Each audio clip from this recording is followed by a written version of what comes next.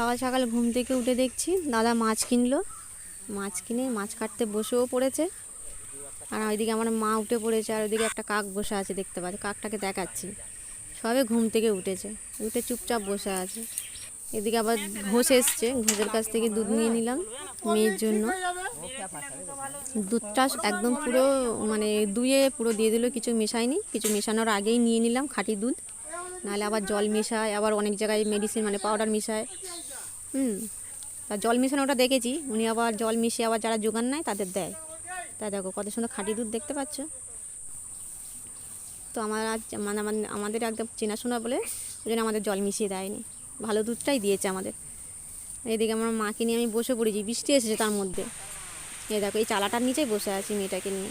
জামা কাপড়গুলো তুললাম, ছেলে মেয়ের জামা কাপড় মেলে দেওয়া ছিল, সেখানে তুলে ওখানটা গিয়ে বসে আছি।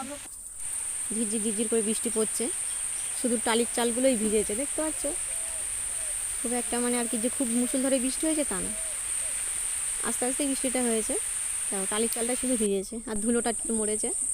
তো এরপরে আমি মেয়ের খাওয়াবো সুজি খাওয়াবো, দুধটা জাল দিয়ে সুজি খাওয়াবো। তো রান্নাঘরে চলে গেলাম, রান্নাঘরে গিয়ে দুধটা ছেঁকে নিচ্ছি। দেখতে পাচ্ছ কত সুন্দর দুধটা লাগছে, একদম পুরো খাঁটি দুধ। এরকম খাঁটি দুধ সত্যি করে পাই না, যেটা সত্যি বললাম। যে দুইয়ে পুরো সঙ্গে সঙ্গে দিচ্ছে এরকম না, ওরা তারা জল মিশিয়ে দেয়। যাই হোক, জল মিশাক বা পাউডার মিশায়, ভেজাল দুধ আমরা খাই, কিন্তু এটা কোনো ভেজাল নেই। দেখতে পাচ্ছ খাঁটি দুধ।